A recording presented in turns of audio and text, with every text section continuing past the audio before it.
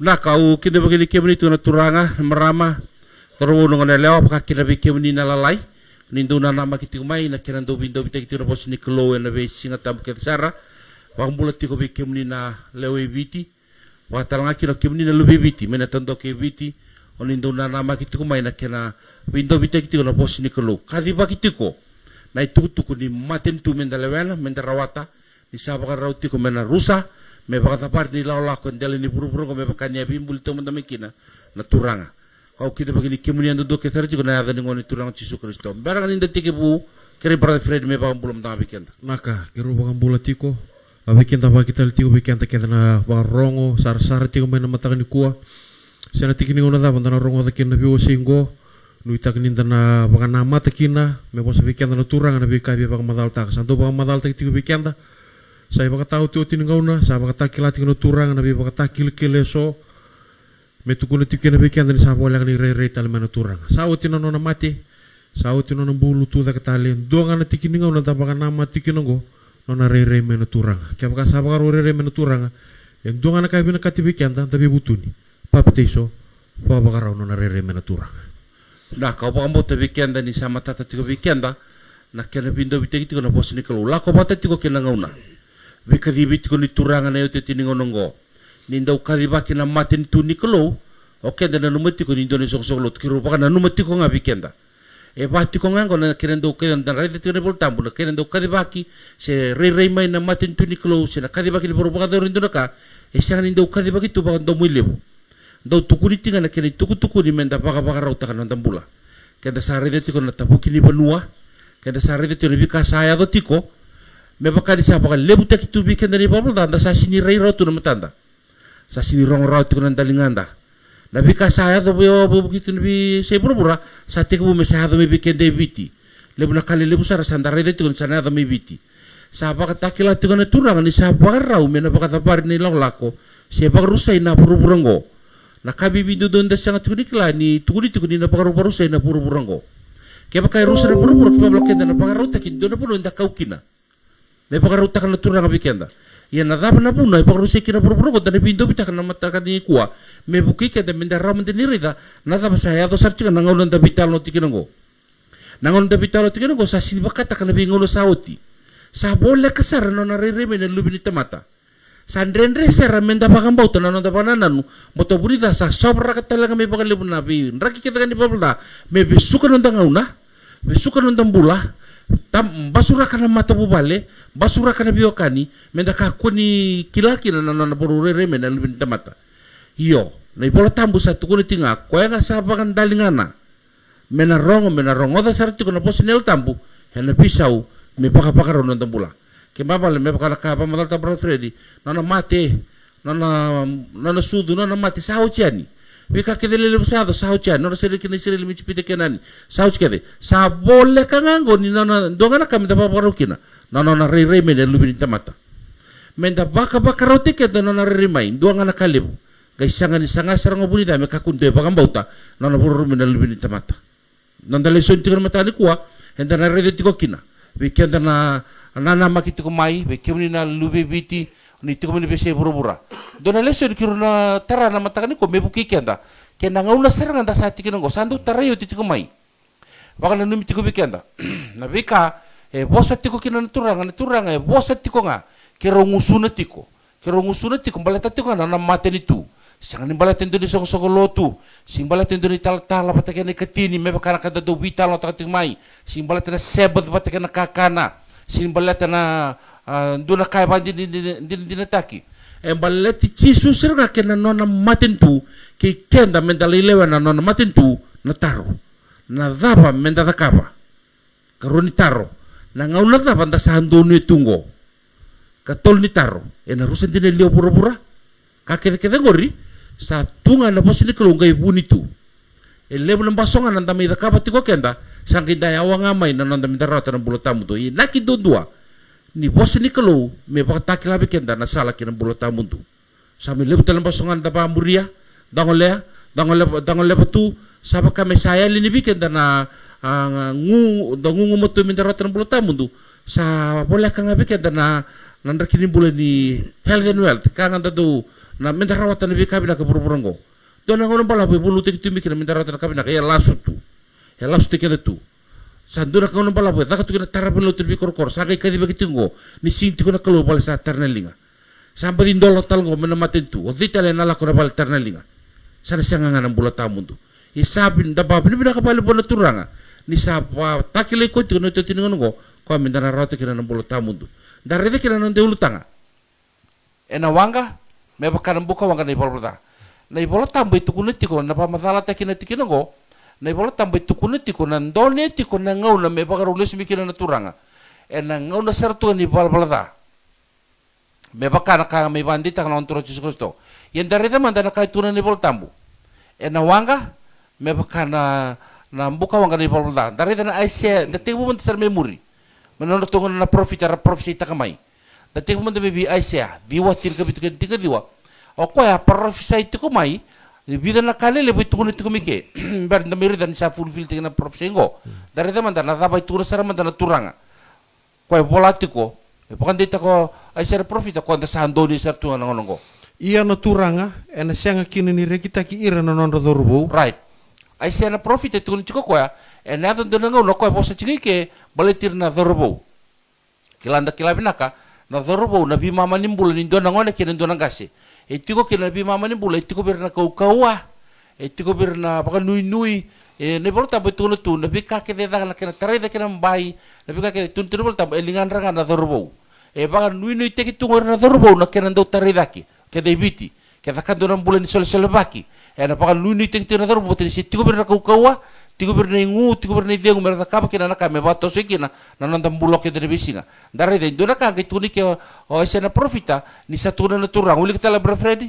iya na turanga ena sianga kini ni rekita ki ira na non rodorbo ke mambal saya do men ndona ngau na non rapakan nunu tek na dorbo na kaira ta kapa me tose kena na bula ba korro bula ba banua bula ba maten tu ndo nu tek na dorbo saya do men ndona ngau satu kuna na turang sana sianga ni rekita ko ko ya sa rekita sa si maru ta ko na non rambula na dorbo ena tumu kini dapa rongoda ena sianga talanga ni aloloma veir na ngone era lubi ni ali kena non rayanda right nei bolata buna turanga do tarama dana na milia tamata on tro Jesus Kristo ko do kawaitinga berna lubi ni ali na yanda na pala loma do kawaitinga no bolo do tu no rongo mera rei rongo mera nu rongo mera maroi saya do mendo na ngauna sana sianga ni na numero rongo balata na dapa rongoda nirna sandui ba beba kai sini kai bala da right e runa kai tu na nei boltambu na biba kai sini ke nei bolda do ni na auto tininga nongo ke mambala sar siang ni nuita ke urna dorbo berarti di saya o mai na bi kapi bina ka kordo ta ka sana tigo bir na bulan ni biba kai sini ke na bulan ni bala da sana wili telanga ki norna na lubini al kordo do mer lomani mer maroi sa rumi telanga na yalo ni bala da sara ngule ta ba ki norna na bulan ni do lomani mai buana klo right ang usunra kede sando da butanga na kalielia eni sada ka kede ngo sa sianga ni mundu kina no no dunru ka sandondo tiko ngana lingana da panda no mikenda man dai biti no te tiningo nango bikimini na sar tiko mai nirna lube biti tu bise burubura ke bakanda rede tiko no ndam bulan nango sandu nam bula samuri tiko biti ke burubura sambula ngani palpalda be bakayan rataki be bakam bula takin na posada vitala no durtu na posada lako men vital tala na posada sotanga bango na vital no bakasisila na be kabo sisila kede nga saya do tu ne besing ai sang nindo nango ne de unkina ninda kai sotanga bango saya do ngam na biolida be kabo sisila endang kai lia da tiko kenda na nonta bula nonta dorbo sambaya tu sabila ko kitu ngaba vitalia bi ba to patata kire bidana baki me baksau jani nambulan nindo solo baki bulan ni kata kabata sayali mai baltana dapa na dapa kakatio kita na dapa na puni non rasa malum tu na dorbo na dapa na puni rasa sine kina panu ni pipa rutaki na dapa na puni sa andre kina sa malum kina bulan ni ndong sole baki kati kita torong tiga runa ka bat sati ko bir na pipa kai sini sa baka sine tira na ibal balada sa baka malum ta kana ngonra sa andre na sole baki sandrendre na taka bata sandrendre na litite mi kumina kakanebal mi bukyo tataki nana sandrendre ni toso iliu ng bulan bakoro na bulan ni sasama ki bakoro sandrendre na soli bakoro sandrendre na kina toso iliu na taka bata ni dorbo sa pakasini tira ng bulan ni bibakay sini kina bulan ni balbalada Sali ato sorbir na tamata paloloma o na bulan rabua. Satu talaga bir na bikapa sisila. Ada bangayado. Yeni sa tunibol tamu bago yeni sa ada kakedongo sa senga ni mundu kina na nona dunru nakalo. Kasandon to tiko ngana lingana me ato tiko na totongi bikenda. Mengi ato sara keba kanda libiso dona nguna. Keba bale. Keba kanda sa malu mo na lubi biti na ngona ni kuwa. Wambi biti weekend na itokei.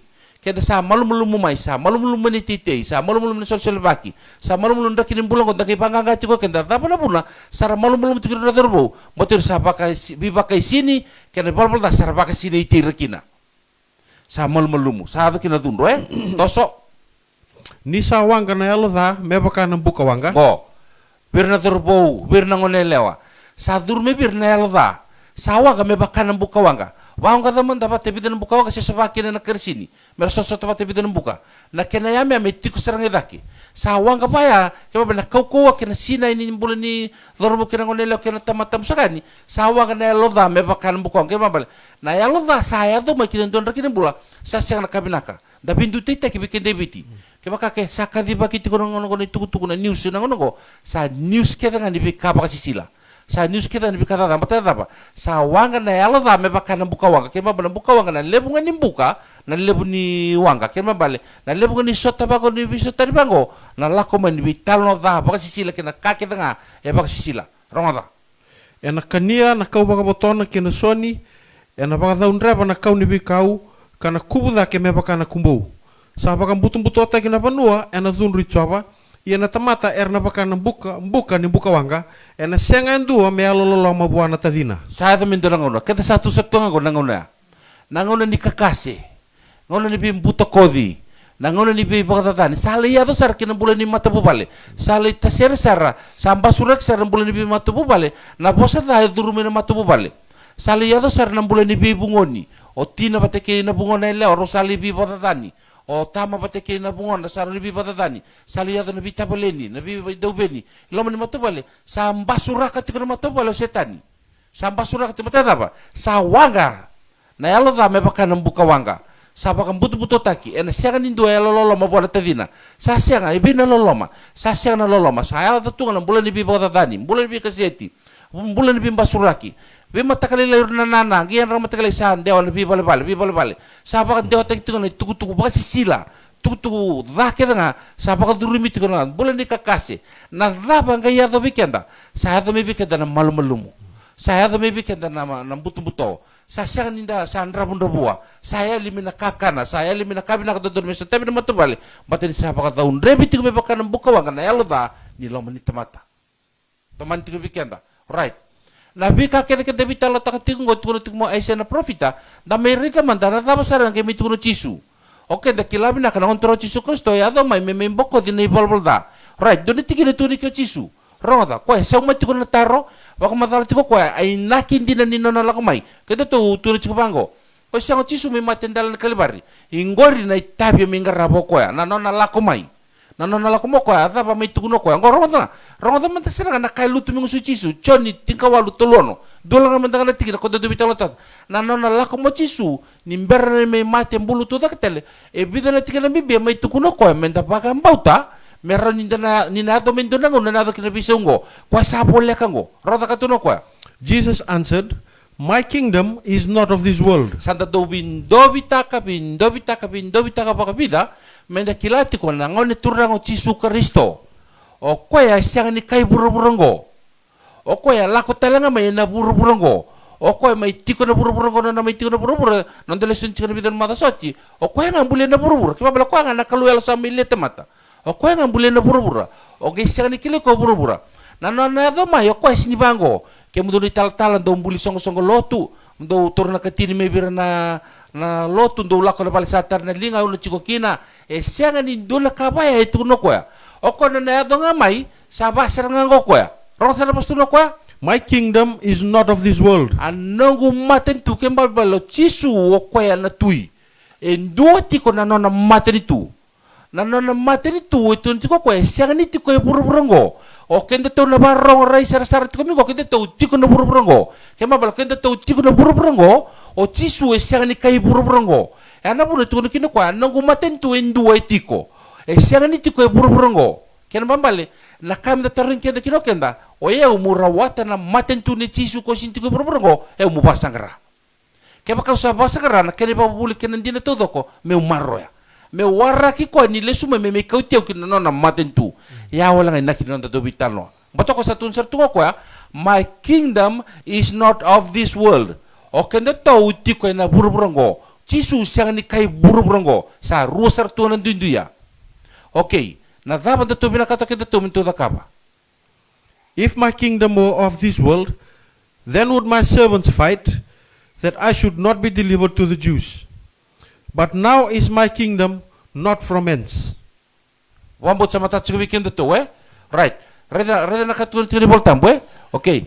For the kingdom of God is not meat and drink. Let's tell them demuri. Right.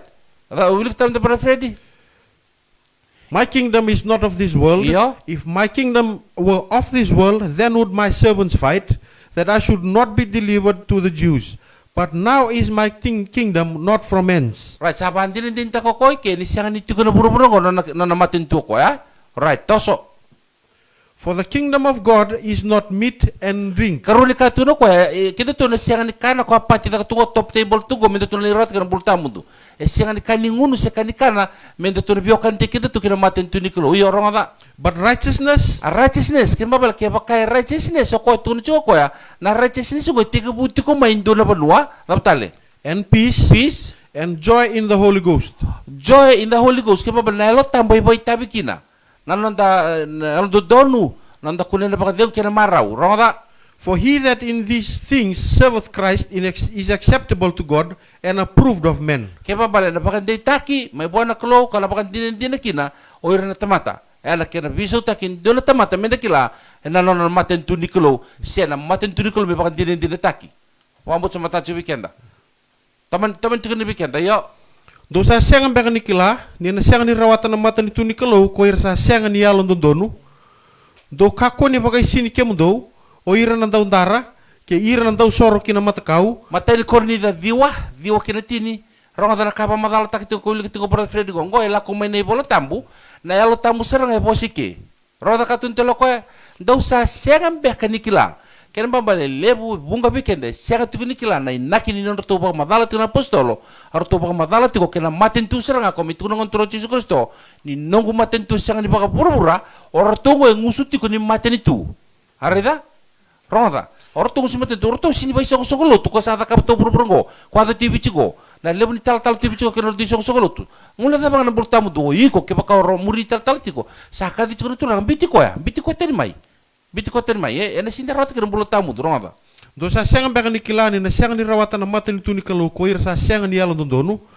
Do kako ni bakai sini kemu do, o ira nang daw dara, ke ira nang daw soro kina mata kau, ke ira nang daw ya lewa, ke ira na bia bakana ya lewa, ke ira na bia moderi baka tangane, ke ira nang daw mutako, ke ira nang daw kodo, ke ira nang daw mateni, ke ira nang daw baka sewani, ke ira nang daw kobe, era na siang ni rawatan na maten tu ni kalau. Ronda da bibo sa kimanda, da bibo sa kibaka biokani, bikin dari teu kebiti, da garabati ko na kalunia perama, kalunia sake, kalunia cekope, siang nindo nanda kalau biti. Kema bal kin da garab na kalunia perama sa cekope, tiko na ibagarau ni kenang garabi na kalungo na may liata mata. Right. Sa wili kisar tunga mingori, na ka kede, ko tukuna ni bola tabu nindo na kini wasiko, kaya kainda na taka banda na sinirawatan na maten itu. Right. Reda katun tibol tambu ni sa siang ni rawatan na maten tu ni kalau ko sa siang ni alo dodonu. Siang ni tukuni ke or sa siang ni lotu. Sir sando soli ketini. Sir dona po situn ko na alo dodonu. Na alo dodonu da kawala nga kenan boko di dona ibalbal da. Yang na alo dodonu. Ni sa boko nga no ibalbal da sa alo dodonu. Yan na boko ni ibalbal da siang ni da kana mula ko tuki lotu. Namboko ni no ibalbal da kana no mula ko na imbulbuluai. Kamboko dia na ave chisu ni tiko kina nandra ko mboko na ibalbal da. Ko na lasu ko me da ka tu buru-buru ko ile buni sirata kina bulata mundu. Ko ango. Siang nel dodonu. Right. Rawan ka gitu na tira tara do kakua ni bakai sini ke mundo. Na bi bakai sini ta ka tu mata yo kenda manda da bakai sini ke da cinga. Bi bakai sini ba ba. Ni kuwa badile be lotu. Na noa badile be lotu. Na no kena ni kuwa li lotu. Na ngono ta ka cikina na lotu. Da mai mure tel tu ni balbalim bula makau nga. Na balbalim bula makau ta sochi.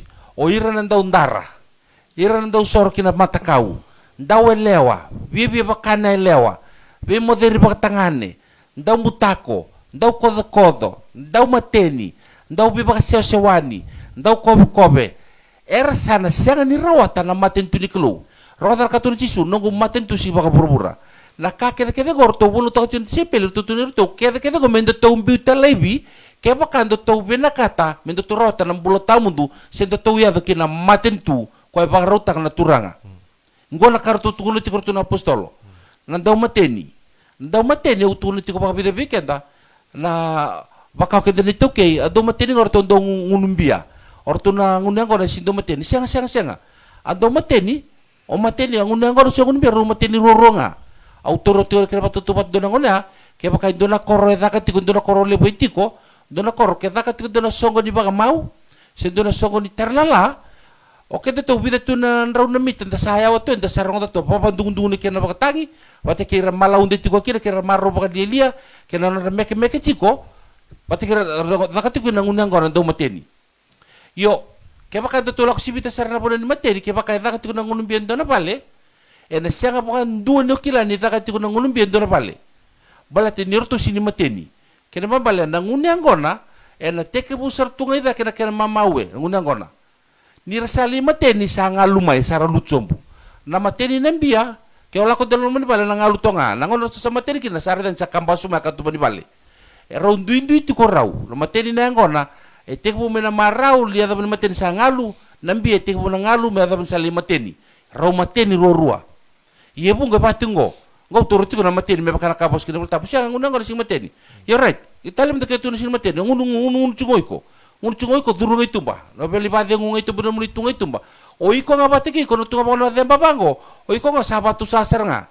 Ni sando nama mateni lebih satu beko, kema pada sindo talung bandi di nama mateni kelu. Oiko nggak sahabat tuh itu mateni kelu, na tamatan tuh mateni. Sar siang ada rawat dalam pulau tamun tuh. Kita tapi talon lo tikongo, memang rara mati kendara bos ini kalau minta kilatiko. O ira na matagalinggo, sana siyang ninon ram bulat tamundo Teman tinggal bikin tak. Now this I say, brethren, that flesh and blood cannot inherit the kingdom of God. Right. Kaya baka saya tu menerep cakap tukun cigo twinkling of an eye. Kaya bale, may salah ko may nasori bangan ni mata. May salah ko kaya medali may lako. Ayang ko ta panalako. Ngol taro. Ayang ko ta panalako. Ayang ko nga ko takana mo ti cigo dandani si Babel belatingo. Ngor nayango ni bela-bela. Ngor na matay ni atama. Ngor nayango sa tautubir na totongi mate. Ya na bro tutur kinurto na flesh and blood cannot inherit the kingdom of God. Ya na buna nangol turang Yesus Kristo na nalako mo ko may tukunin na mate tu sing babura. O ko ko tetu mo ko endo na yango membiu weekenda. Arida? Ya na bro ro tira bulta mo ro That flesh and blood cannot inherit the kingdom of God. Iyo. Neither doth corruption inherit incorruption. Right, iruna kayo e bosa chigil kiri. Corruption in corruption. Kaya bale sa siya talaga niya do may tawa Buddha rawa nakasa Buddha rawa. Kaya bale doon na yang Buddha. Doon na yang siyang ni Buddha. Na yang Buddha na yang ni matay niya tama kay bikurubal Buddha kay sa non rubal Buddha na mati. Insa sa Buddha na mati. Na karunia ta makongge muri menang untuk Yesus Kristo ko singyang pa burubura ko yang mo indoten tan na matin tu ko tunu ko ano ko matin tu sinju burubura ko kimambala amatin tu burubura na kenayango ayango buda ko matin atama ngatun jubuta ko na Roma ko na karunia ta malila ko ma indoten tala banwa kimambala kilila ko tal min tala banwa indoten na matin tu o ko la ko mai kinando na matin tu siyang ni buda na kenayango o kaya ko tunu kinanayango buda ko dito burubura ko okay, da ko tomo chisu kinando na yango tawa buda ya na yango ninomula ko ng bulubulu ay limbulu ti kinanayango buda biu kinabi ko na seed ko siya ni buda ko na word ko na si buda raw ni na buda lumalang ke burubura rusa lumalang ke burubura na siya ni rusa raw na yango ko solibe ko na yango bo ko na seed bo kaya ko ko ti ng bulubulu ay buluman da na kamakawa ti may nakabubi ko mulay baptizo ko na yango bo ya ko na yango baka lumalang ko kauti ko lumalang sa biu tu na yango buda siya kanin balatin doon na loto. Siya kanin balatin doon ni song-song si doon ni taltala. Balata sara na yang bakar risito. Kuya kau taso menuturanga. May biso kinangon dahil ng bulong-buluay. Nabiso ulit mo ka ng bulong-buluay. Kuya dagi pa mamantataka. Kaya danong choke danong ngon napabulong doon sa soloto. Siya nga ngon na matin tuwa kasi bakit ko na kinilako-lako. Kaya kinangon salah. Pamot sa matata. Taman ti ko kinibigyan da? As therefore the tares are gathered and burned in the fire, so shall it be in the end of this world. Right. Na bola tambo bosa chingini kena ngonturong Jesus Kristo ni nadaba na buro-burongo sana ngai tamusuk na buoni buro-burongo. Ora na pala-pala da dolu kira na pala-pala da. Kena bale-bale na nonta pala-pala da sana kama tiko me bakanan bukaw kana ito tiningonongo na may nama katiko na bola tambo sa turang ratiko. Raw sana may tawasinga, ronga. Therefore the tares are gathered and burned in the fire. Kima bale kona kada kama nga. Kabinaka ena maroi nakakita ko rin kita kan ni sabro rusa na buro-burongo. Yan ba katakil kini buro rusa na buro-buro kada sabi si tako chumay sandala ko duru masar tingango. Sandala ko duru masar tingango. E bunga ela ko tumen dako tumen 666 kay sabi si tako 666 ala ko makaomay. Siya talaga nama kitiko sabro ulis mingo na turanga. Right wrong that.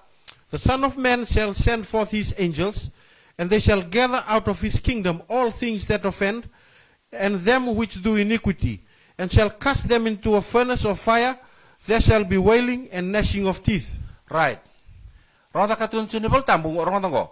Ena pakakina ni pakatao tot ki buru-burongo ena talaireani nana angilo sina lubi ni tamata. Arida? Mera pakasonga ni bata ena nana matentu nakakita-kita nga sando ubi pakatalai ke ira sakita katiko nakada. Ier nambiti kina lobo limbuko wanga Ernandau tangkina kabaka siya guru-guru bati. Right. Okay, dan mo cek itu sa kinama katiko ngorong ata. Na angels, o lubi siya man tabikenda. Na angels mirusa tunga ko na angel ko tamba na pula-pula lelebu. Menanggila ko may menanggay kadi-kadi sa bango. Dobi siya nga. Kailan na ibang tamo ito na tapan angels? Na angels na ministering spirit. Kaya duruma tiko na tamata. Kaya mbambala kirau siru sa kadiba katiko kirau sa tiko bikirau na yalo ni angels ko kadiba katiko ni tukutuku na tukutuku ni dapa ronda katiko ni bal tambu ronda nangelo sinalubin tamata merasonga ni batamay na nona matentu sarida ronda katun ni bal tambu angels and they shall gather out of his kingdom all things that offend kaya mbambale kaya nduna yangilo siya lakomay siya nduna tamate kadime bunakalo na bunutaka nga na nona matentu siba isong loto sindo na kay buro-burongo na kadiba katiro na matentu na taba kiro da kapitingo idonga na kakiro kadiba katiro dola kumay dumi papiteso na Jesus Kristo kima bale sa kadiba kichiko na basong ko ni bata mera baduru mikina na nalaman bay bawal tungango na taka ni kalo nandon neti ko na bala da kay buro-bura na ngay senga tiko ni taurawa batoke na numatiko kenda ni turang na lako may mebakana nonta pakasama. Kaya baka sasya ni kila iburu-buru na chisu na lako may letamata, okay to sa giyawasar. Kaya sasya kami ni kila chisu ra nonandina, or na chiu, kaya to sa giyawasar. Niya sutu tibal man ko ya, arita nga nangun salam murid minakalo, sutu tibal man o ko bili ra gitu nga, dalati ko ya, ni salak sarang may non ratui. Nangaw ni salan daw murid mo ko ya, nangaw ni salay sinibaka nakandar nama ko kaya mitunjir tal-tal, midiri pisut may, Poi sulele mai, nge diru tumai, lako tumai ba ranga tumai. Sanga ni bango rangon sal nikelo. O kwa ndo lako buni tunga mai mpetoko buni tunga betende kwa kambedi. O kwa kan rabua, kan do balolo mai reda na tamate sintalitaka. Na ngauli sala ya lako tukumiki rangon turangon Jesus Kristo. O kete tu ginon mcho kete tu, kila mo tu kono bikenda. Na no mai sudu rangon turangon Jesus Kristo na bale manu. O era kete na isire le rasa nama kiko kete tu. Kaya na reda na len vitalo ni Jesus na toy butika na maramdo tangane. Oko ba tingo na maramdo tani. Iya ukilati ko mo tiki mi bingarabi loto ulun banua, loto Jerusalem, ukilati ko ngor me pakana katunci. Ukilati ko. Ni na yato me na Mesaya. Oko na gemi tukuna. Siang ni kilatu na marame ni rusa vitalo sa tunga batiki na Mesaya. Kaya bang bale ba tunga me na bunti ko tu minaturang me ato me nangon vitalo chikinongo. Oke dagi nama kacoke dini na les minaturang me bakato tamani yang les lelebu. Kaleleb merala kumai. Au kira-kira bikin dan hari cisu elasu teke da tun tabakasama. O cisu murid tu ko ngamin donangon sa loko bang takati min tamata. Kiro sa non tamata sa kadibi keda me sa basokon mata. Dol nga na sign. Ni sa do kadiba kina maten tungor sindo na kukunta mate tiko kina. Sa natakataka nga kino kadibi buwana kalo. Kwa na bur kiro tulo chigo kiro sa kadiba katiko na maten tuni kalo. Muni lakotani may na song-sogolotu. Lakotani may na ibalbalda. Menda duru kina maten tuni kalo. Kiro sa nakapasat siya nung wabi kadibi. Okay, desa kibarong tol tokamay. Simber tal tokeso. Orongo risong sogolotu da. Parang ito manda mona ni tamata na kina modeboko. Sa tao di manda nabi kanda po sa bimbi. Balta ni tuguri chunga matin tu iso batal tungo ro sokol tu daba. E ango na dani songo. Sa mata bako tunga na matanda. Kero sa tuguri tingo ngo na matin tu bakai botol lendeleng tamata. E son tamata baka bambembeta kan batin tamata keda sa kadi baka iya matin tu. E siaga ni kadi baka dan tamata na matin tu. O kirau na matin tu kiro sa kadi baka ngo. Baleta na background kedi ni ruda kada kai siaga ni babura. Kero si basong sokolotu.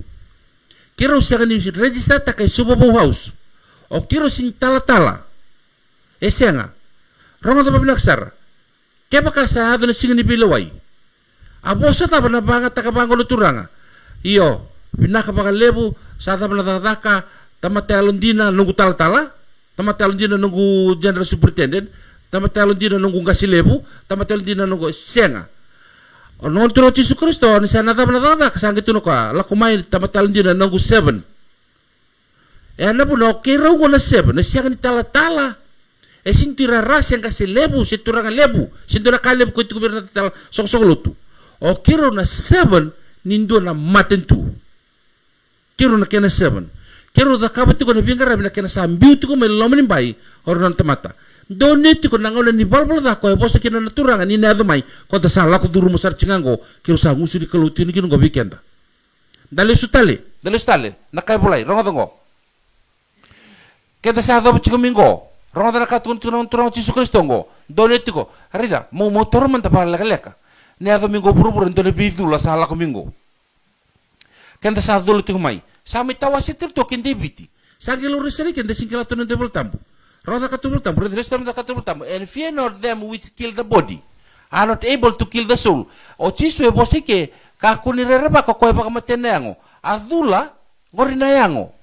E lenga takitiko ke ko e baka materoro na yango kene alu yeli ko e lenga takitiko yana bu ke baka enda dulu ke terus menda dulu menda ko tungo e lebu sara ditaltala sali tatawa so sin solotu ndaro tu kintano sali tatawa so solotu e tawa se ulto solotu na idula reda manda sa ke lori ke ni sindo na bundina e tu na biso solotu ke saya budino Yesus Kristo ke la komina dulu ko sini lenga takana dula ingor na ka baka yango ke satu na matintu dula ndoro dula Oi ko mo lenga takangana no mula ko yeli na yango kena yalo saranga yeli ken bambale sakadi bagi ngo sala morot kena bula tamudu lako na imbulu-bulu ai na Yesus Kristo mo baptiso lako me bikirau kiro maten tu ya na bulo ko tuno kino Yesu fear him which is able to destroy both soul and body in hell o dina him ya na ngonturong Yesus Kristo o kwendundunga na tauda na judgment day na todo ko na lewa mo lako ikuyeli nyo sa balbalada sa kama biko ni babal dani bika kita ngabasila ko kita rediti komingo ke mambale na yango ya lo yeli ke mambale ke baka dula na yango ena sira ni lebi suko na yalo na idula nguri ele sange sini dula sange bachingo sianga ngo sanga 666 reda mandana nonda levika na 666 ngai ba rumi de kimen sande dula sange ba ngo 666 e sini raw ni saya dunduna kami ndai tukune ni bola tambu na kake de sa posa raw kinutura ni berni adon dunaka na turang sa baka takila non tamata me kadi baka raw ni si berniado kiro sa kadi baka chimingon sa porulis me turanga na 666 sa kadi baki makawa 666 sa maka takyo chituro setan sa makatikira non tamata o chisu sa makatikira non tamata makadapa apapti so rusukal madi rusukal tingkadiwa daka rutul sukawalu ngorna non rudi maka setan ki chisu o setan no ko ambitira me rabia kalon sabia kalon papti sa taman bilang tambu o chiso bitin tamata mer baptisna dana na yava ke nei tutu rona kandindui sa makatakinga kino setan bitki chisu sa makatakiran tamata baptisna dana setan sa makatakiran tamata baptisna no ni tutu ni kelu nyoko betor tutu ni kelu ko ke ni lilu na pop mai roma yana ke tik mu kino songlo tu pamati chisu pamati di sepeli banduri de kim na songsongo mer raw ni kelu mer ni sabokodo ni babada ke ira ke na lubena bi songsongo tu ke de sarta tawaswasi tapi bisa kira bandodonu yo chisu e sentawa sina sokolo to ko e ndoti kan ino matin tu ya kanikawa kan matubu bale kena ada ngai tamamu mo to kai kina ana de Yesus Kristo ko ya ningai la ko ba kono tu la ele satu siang anu ko ba bauta a iko si ba bauta ele satu siang anu ko ba bauta tu bio e siang itu kan ba bauta do na baptizo e do na kalau do na tamanda e siniro na ba bauta muli mbese tu na dula no ba bauta adula kaniango ke dula seta ba ngorayang nga Oke, da mendangaru nga na yango da kinalo da membuli tamu to kondalo kin mbulu mboko din de bla. Na yalo mbulu wala nga mboko din bla. For the wages of sin is death. Kembali sai saungan ni babul dana mati. Kembali ano mo mati batal ni babul dana. Imemba kono babul dana ngimbula. Etakangan rani Yesus Kristo. Koya kono koya ko tikino kono sine ni babul dana tu weekenda. Nimboko kan mi babul dana rani Yesus. Ngula ta pakedan turang. Tun tinu bertamu sabak kana biawa kin east ken west. No birita ka bagaya na no mi babul dana kana siang ni na numatale. Ngontoro Yesus Kristo ni sala kono bulu-bulu melimbulu. Mani bagadaba na no mi babul dana kana bang sisila.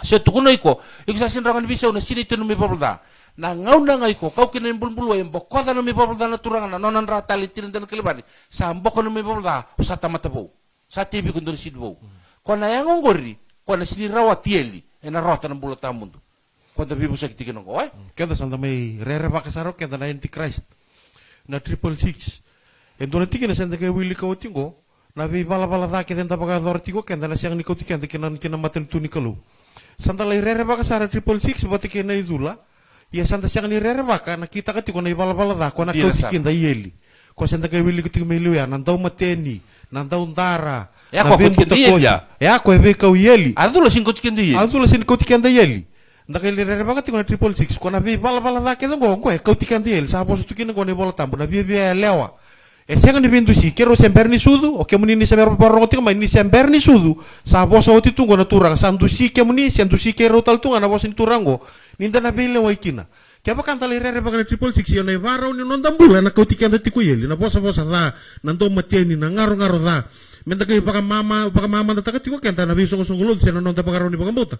Tantang baka mamata na bosa ni kalu nandau mateni do batu manda ko nonde baka madal siang ni dana ngona baltana kau gore tike da mete ke da kalu gere na binaka gere da binaka mane baka tiki buning ngona ya na lawan ni turangan ni bita mai sare kina loma ni uton da sare loma sa cut off tanga baka tua kuwa na mateni kaya baka dabuta ni siang ni mateni siang seni bi dabuta ni mateni siang tukuna bi rata mata au siang ni mateni au set sartungago ya na turanga sare loma kila binaka ni mateni siang ko ya na buna ni beauty ko menalawa siang sare ni amo ke dabuta ni may nguso mo niyo sa matini sa tako sunga na la me kila roti ko na lo mo na bika bakaroni bulan tata ka ko ana buna so santo ko bango ko ngani lua sa sali baka laylay ta katala na bakaroni bosa di kalu kana bi bika ben kata metu kuno turanga na bila ni songo lotu ya na turanga sa bosa nga bango donu lewana ke ni baka madalo do to nenda ta ka sa tukun nga ndaw mateni ena siang ni rawatan matin tuni kalu ke baka ndo tukun tukenda sanga triple six sama ya menda kundi dula enta na lako kini yeli elasu ena kauti kenda ga yeli na bakaron ndo bol kana nambole bal-bal da nambole takatu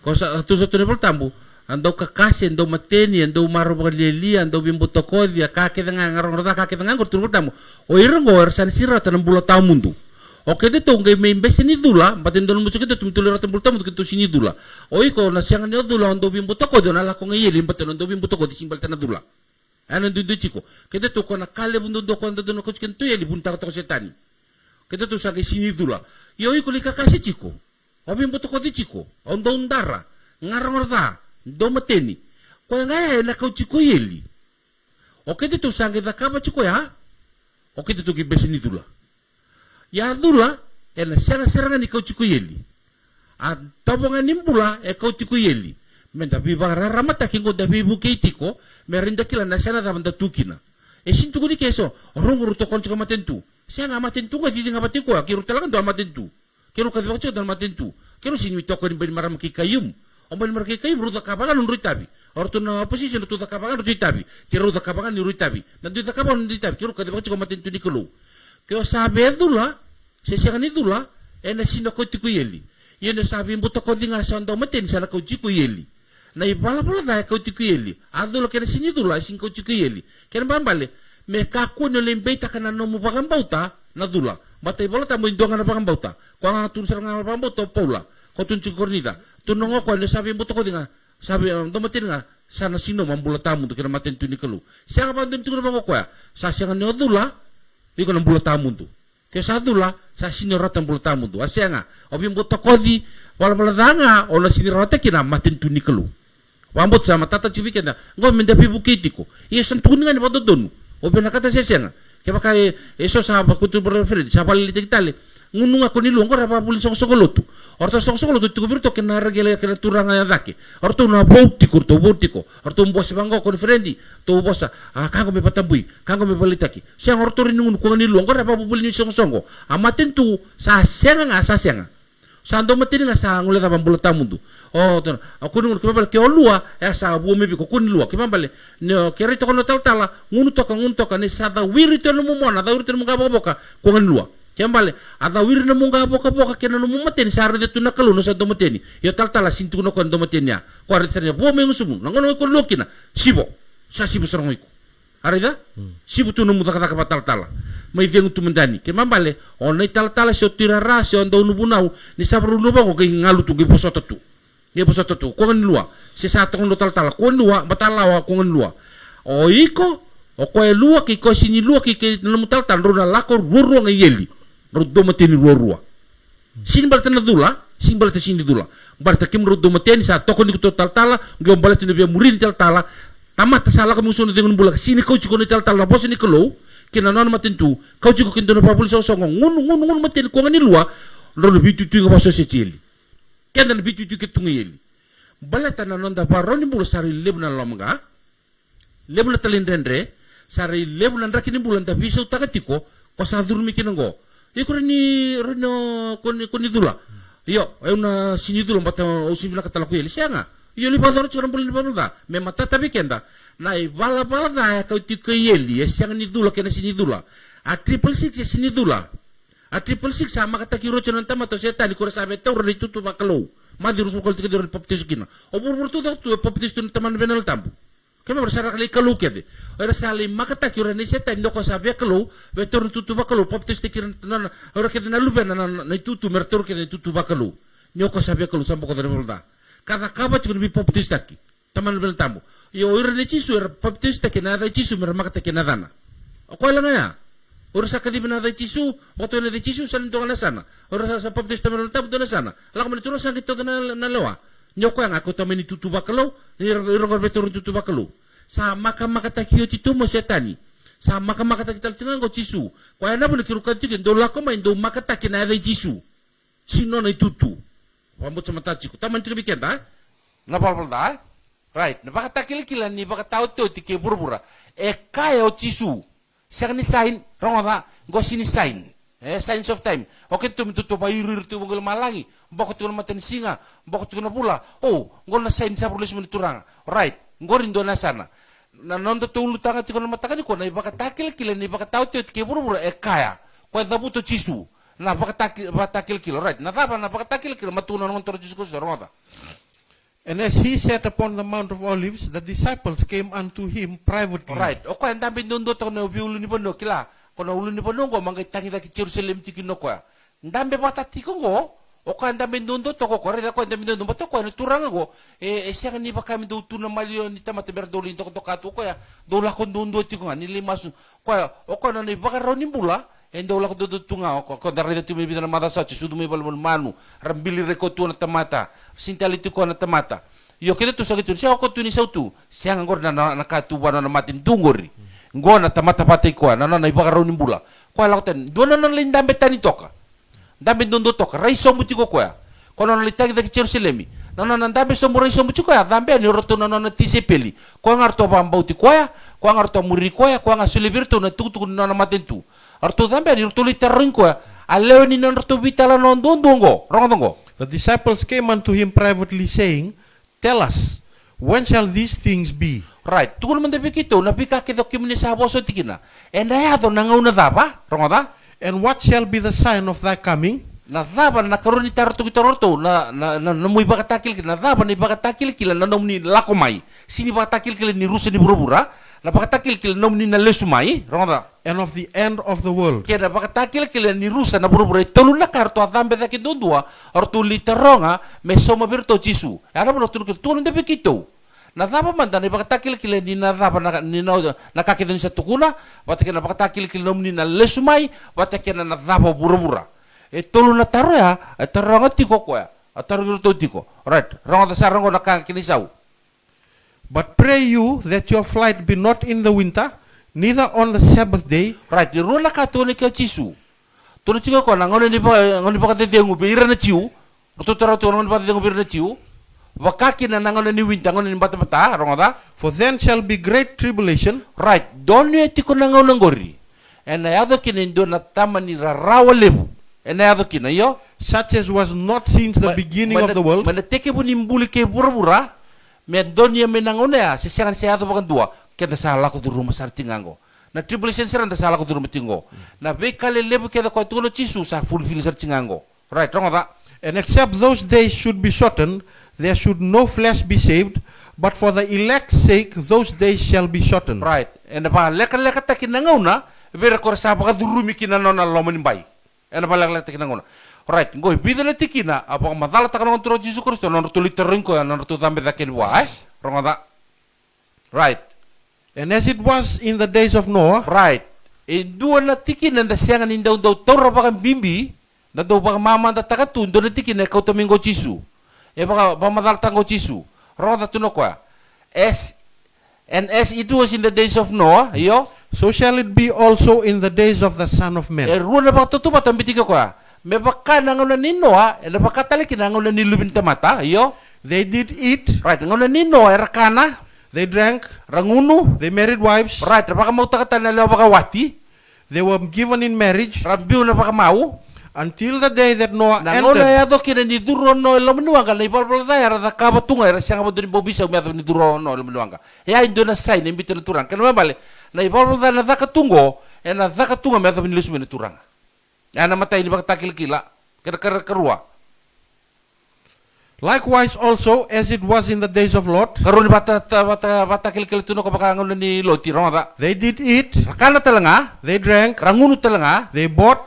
boli taki they sold, boli taki boli taki they planted, tei they builded. tarabale But the same day that Lot na went same out day of redi dolo ko Sodom, se tunjiga same day nang ona bata seranga lako kino loti may na lako tani mai yo it rained fire and brimstone from heaven and destroyed them all. Even thus shall it be in the day when the Son of Right. Man is revealed. right en na lako bata sertinga me baka nang ona ni Noah ngono ni loti ro na tikin bibi beba usatura ran berindari data ba do ngoni no kana ngoni loti ron tin bibi o loti e kau tani raw mai ngai baka rusia stam ki komor o no e baka bondoki raw e lo meniwanga ngai ado na lubuni burubura ke sabaka na lubin temata ke mabaler na kau tani uira no turanga kau tani rawa ngai ado na raw lib ko sa tiga butingo ken bambale sa anytime ngango duanga nangon ni lomongo ko anda sa kadi baki tigo kino kenda dauduru rawa ni saburu lako menatura me ko tiran temat ko ya en dar bio sita kati ko mena kai tu kuno chisu na bosa ko tunchingo ai right na tabo so chiado en dar lesu tale mande muri na tabo so chimanda ya me boru tintigo bikenda na tabo so chimanda na do nangon ni lo tikinoa dar demanda right ngon ni noa Asareda ko chopa ni Right. sakalebu, Ngona baru sekina no nang kiba lubudi kina buru-buru dari da man ke baka nangon ni no kina ngulot ke baka tuno chisu right dari sera man da man nangon ni noa tibu man da baka tibu ono delis telimur na man da kina asareda ko chopa ni sakalebu ni bala-bala tha ni tamate buru-bura. erida baka daba coba na lebu ni bala da tibu buru-buru rongo da Ia sa tha wala nga na be singa kedenga na inaki kedenga kena na numu ni loma. right vesi nga tudoko na baka nano ni tamatan doni nangon nino sa datunga apakah sama kena karatuguna sa dake nga baka nangonongo keda sa doni tertu nangonongo okay sabe tutu bat satu nangon nino right toso Asabe butu ni ko chopa ni sambulia na tamate buru-bura, asara rawa kina na lomana, asaka ko chopa au na baka rusame na buru-bura na tamata kau sambulia, iyo na tamata kena manu-manu ya baiba, kena kake dengan sangka siboli, kena manu-manu buka, ni usabe butu ni usambulira. Ia konoa sa kune loloma ena mati chopa. alright itu na tino ngon turo Yesus Kristo nung kunari riyan ni baka nangon nino kena nangon loti itu sare itu kata madu nangon nino na baka sama baka nanano kena karata buta na basing keda nga tunjuk tabu basing keda nga sa kadawal nga sa gerito ko na tamata todo ko sa dana karata sa bibutunyo ko nyambulir ke mambale ke baka katangon nino ngon ni Yesus sa bururustel nga burubura sa burubura sa burubura satu sertu anggo na ngauna baka sisilan dua ni satu lo menita mata nabi kapa sisila kete right toso Asaka baka sisila ko buru-bura na mati ni kelo, Asasina yan bala kau ako buru-buru. Right, ko sarang sa tungo sa siya nga tali mo pamadartak sa ato kiti tungo iyo. Asare di buru-buru na kalau karaida sabak sisila. Iyo. Ni sa kabak sisila na non bala na tamata kede ngai buru-buru. Kaya sa sindo na kabinaka mati ni kalu. Sa sa baka sisila na kakita nga kaya sa ngalo sa ngango sabi po sa na kalu. Do pa nuno talangon ni noki ngunot. Dutu sa rita sa tungango. Ata pa do ngon ni noki ngon ni lotie. Right. Me ata ni sa lubudi sarang buru-bura. Sa tatong ta sa buru-bura. Toso. Right, ngon niloti rongoda. Asale ro na ngilo si ro sa lako kisto mena kabi. Right, do na ngon langon niloti ro lako sobuna kabi. Ro lako sobuna kabi oro nenglo sio. Asati ko mena mata-mata ni koro me stoma koloti. Iyo. Ya ni sare di rau koloti satu dake kala kita baki rau. Right, sa to tala ngon ngo weekenda. Weekenda ngon lako minto pulang da dingo masabi aliani. Sa to besok tan bale. Sa durunga mo tamata dalutu bata. Song pauni song.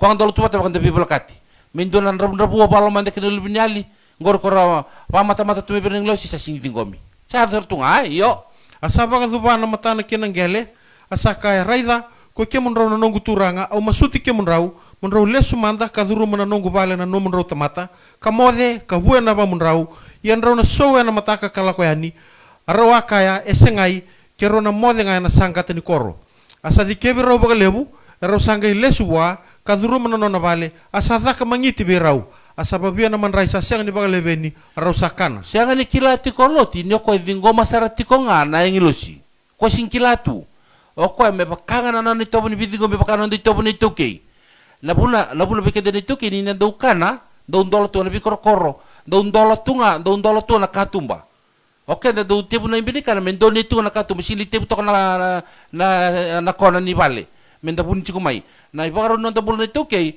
enda utep tu ngene bini kana ndone nakatumba batana da undolo tu nakatumba ngene kana non de tobri tuke sa baka londina ni lako indona tamata me pasi oke da nakadi tu mai kana mai baka dengu oke da kaba tu ko ya ni baka bubuli baka lo serangan nanda sayali ngono ngono tamat sa to sona kona me kana bia kana tunga sa singani mamau sa lako mai sono bi baba bultani kwa na buni na nambulolo tingo na sure tirau di daka kakana rongoda tiko ni roto sambera ni ndabo koto ke baba roto akana tiko roto na walu ngono ni kana ono kina walu loma ya iyo ko ira na leo ni koro iyo ko ira na kai stoma saba ka boli na vale na ngone right ya kabi ndone na roto kanoti ke mabala sa kabi ke sa bibili walu tiko roto ndabo to roto ni sa kanoti kena kilabinaka nangon ndo kanoti kena na kanoti ka ba ko danali ndabo pa de toka nangon roto ndabo pa ka de tikini sa utina kana sarto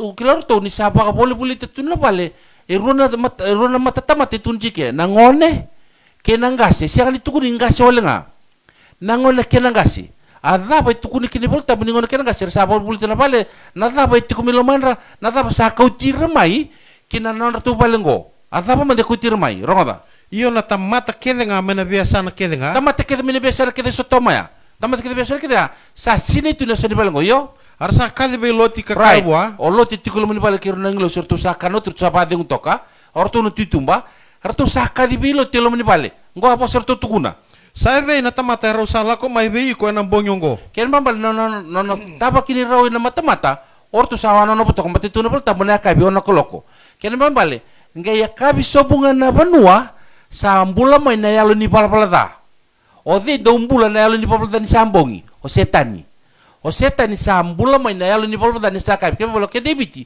namaka na ipalapalada do bador ni singalebo si bador ni kabi na pati do bador ni meselebo si kabi na ngunu mateni danisi do bador si singalebo si kabi do bagay dori tiko ni kabi ken bambal na ngono rogi la ko mikino ra nenglo si rogi durmi mata ora sa wono no biro toka harida roda tarongo seibe na tamata era wala ko mebe ko enam bongyongo anon rotaro ibe ru na tamata ronga mai kau tirau mai kitau tau tumba me kima me be kila kikirau roda ka turu to roda o de tu tumba na ngone kenangase era sa obuli tu no vale or na kartu turbiloti loti ibe oro na turanga ko rula ko minaka bingo kima mi ridiruti undro na mata ibe rau kau tiro mai tu me kima me moderi patangane nana kinon ruka di bertu itumba mertu sama iya lebih modern batangane o di satu itumba angone kenangase siningase olenga kila lebih modern batangane nangone kenangase sarida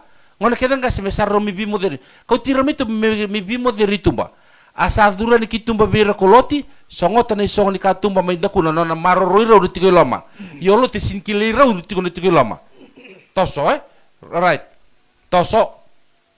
toso right asaka ya na wekagu rongo na lewe ni kere ni loti ni maro roiro nona bulangi me baka nyoko yang garabi dona kolombula na wekagu do kako mandani dakada na matai seranganika tukuno loti ni kada ratu sabe mi dakaba raida rodongo na kanga tukuno ko ngo raida sa lewe ruwa na lubengu elawa ero sa siang ni sebi moderi se bia dobi kena tangane kembale ruwa na luben ngo nelewa ro sember bi moderi batken dona tangane itiko lo muni bale me kau tira manda mai be kemundo yendo kita kabira na kai bina kabe kemundo raida sa ro bilotin ni sili ro na luben ngo nelewa baltin indo dolungan na bi moderi ni ngone tangane ken ngo nelewa me bakana lawa aya na bulu tuni kinoko me kau mero luben ngo na bote dolu ngamuni be moderi batken nelewa right ronga kange kini sobi bertau yendo ka ko ni kita ka indola ka be rau na tamatongo ni rau sa durumai me bagarurungi kina nungu bubale kina nungu bale ero sa nungu bulangi nuka ko ni ka bendono ka ronga toso arsaka ya toroyani rida ni sakamelon ran bi modiri bakatangane sakamelon ran babulda na numati ko ngona ngona kina gase ersa tunu ba torani ersa katelanga sanga indola tamatalongo samai bieti ko bulang yang bangi samai ko bulang bangi asa bielewa kima minangai kita ki ko bakata bakalebu ka bakalele birau rada kartu kuna to sotande kima mina moderni ko bakata sara nimber ni takaba biru ti ko loma ada kembale ada bana point ada bana nonru sakamelon rana bi moderni bakatangan sakamelon rana ipalpalda ara sambilil ra kilo ti bakata Ersati ko mera pala tilo ti mera pangalal ten mikatumba ni Roberto membasura katumba ata saratoro kini soni katumba membasura kamero tu sambasura katumba mesali ibador sa sini te unalo mar sa kam ni bolda iyo korona tamata erawan dondokan na lingan raw korut tumilom go ron nglosi kakau tilo ti kibirau kilo mani bale ron dorabla katu rungin re tilo ti tumba raw sabador nalman raw kasongo tana katumba sa songo na katumba ke bamba sa tuna nglosi kilo ti lom ni bale ora sa titumba ke bamba sa sangat cuma basgo mena katumba rongo dar tu sangi le non tu bitalo lom ni bale go aro sa bitir na tamata ar sa ti ko mena katumba ni bale mera matamboko ko irna lalai kirna lelebu ar sa hoda ni sangara na katumba kila nangonongo na lebu ni bolda sa tv ni kali bagi katumba cisu sa dende di basangara na katumba sara hoda dina matana daba na lebu ni bolda nindo don min dona katumba min dona tkene bulta mundu sandendre arsa oda ni bangara na katumba sambong na turun na nglosi aro sakana tamata piloti rongo to rotu sabi se kilo ni bale ni sabrumba se na katumba ke bale ke dona leo ni vital no lo matu bale si vital pa malua sa vital no ataki pa tolo sa vital ataki pa tolo na ratu ka bale ni bale sabi basu na katumba ke bale ke dona katumba tuna duru na katumba be ke muri mertunan ro arsa kana tamata piloti ko detale na no musati ko ke rada na mateni karo tu kuno ron English ndo tu siklo mani balango o detale no mu ko tiklo mani bonongo na bungomu lubem tangane lubem elewa kira kita ngano me tiklo korongo mo ko tatani na sanongo rada karo tu English o detale ka mu tiklo mani korongo bi siklo mani balin samba surek cimin sa me bida kana balbolda satu ron English go ni kiro na pakarusa na korongo ni salib na kenro tutuk na mati coba kena bal rube mi bakan dinin to koron na kasa ya ni bona kelu merubi ban dinin taka lakso bulir di stop kamar ya dinin ti kongo sesianga ya na bro turu kiro sa bakan dinin taka ni sa na mati coba asa tali tirau ko coba asala ko ya nikoloti ka po sabi ruto na bungona hertu sabi otini kena lubena lewa asa kaya do dabutu do lakotani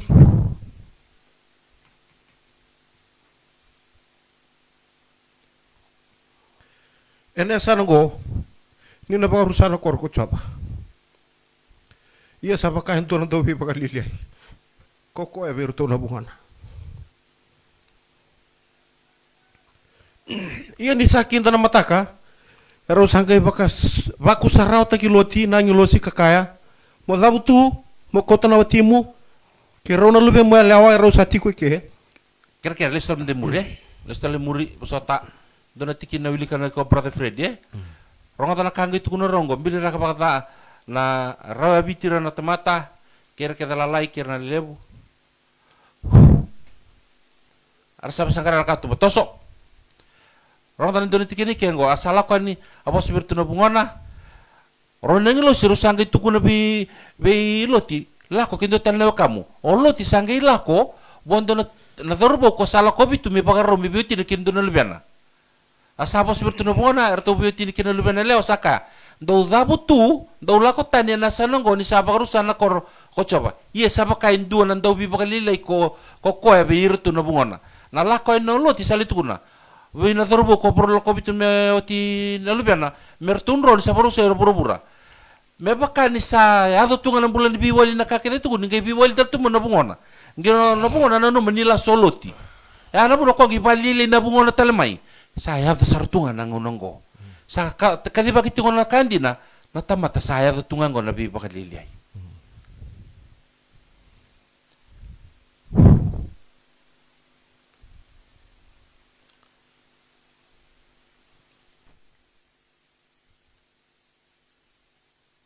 Toso. Ia ni sakinta na mataka, rawang ke baku sarau tikilo tinangilo si kakaya, mo dabu tu, makota na watimu, ke raw na lube mo ya lewa, ero sa tiko ke, deko rusa ina ibala-bala tani koro, ia ni sapa kan bera-bera ko kaya rusa toro na lingan na tamata, kena lingan na watina, kena lingan raw na lube na lewa, kanisa loma ni kaya na kalou, rusa kautayani, kalay ba na imbili ni koro. Ini raw sa kau tira to tigo kena bil ni kor sangkai kayan tua birau ro mata membula kaku ni rai kimuri ko kaku ni baga yang wana buda enan tua na tikina ro kina uli bonua dia korusa asaka birau koloti me kaku amanda nogu turanga rai da saku ni loloma mata muni na nogu tamata ko sabaka lebuya talengana no muni loloma ko ni sadaka beyau ni kemuni baga mbula yau iaendre ni kau san ro kino uli bonua dia lobio na da kedare de nakado ngono sa tatona ke kino ronang lo simenro sa leka wala nga ngono sambe roloti yana bakatal kino chuchi ngono go na kena kadi bagini tukutuku ngono sa ni balabo wambo te weekend kenda sa ni matata ti weekend sa kena ngono go na kadi bagini tukutuku matin to ni sing balabo me bakatal ngono no kena ngono loti yana kadi bagini ngabala kala ka baru sa na burbura Wambo tabi kenda na sar-sar ti kumai, warong ti kumai, nabita man na bibaka lilay. Nabita man na tawag ang bauta. Sa kalito ko na turanga. Doon na ka mangyado na ba na otiloti. Tapos mangyado. Bi otiloti. Iyo. Raida, nakorong ko sa bola ka me usan rokina, ia sa laylay wale, me unro mandakina, laylay ne, ia au nanggaimbula.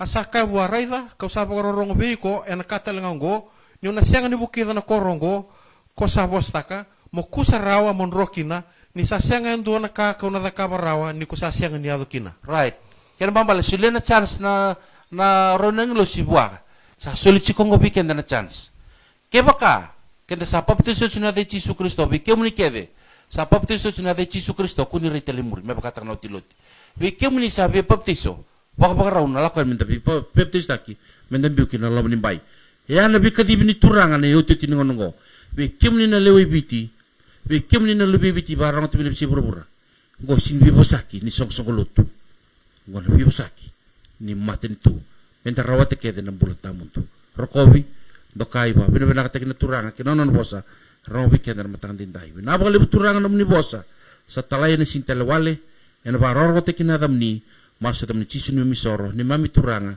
ni mami bang bulan dinan dondong